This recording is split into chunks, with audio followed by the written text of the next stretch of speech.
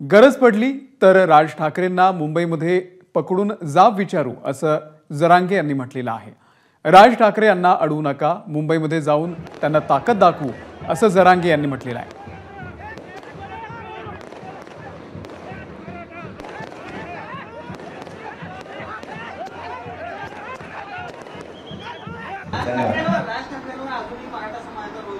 मी प्रत्येक वेळेस सांगितलंय आणि मी ते काय मला वाटतं नाही माहिती, परंतु मी पहिल्याच दिवशी सांगितलं की अडवायची गरज नाही, कोणी अडवू नका, राज्यात आपलं आंदोलन सुरू नाही, उगाच अडवू नका, काही गरज नाही।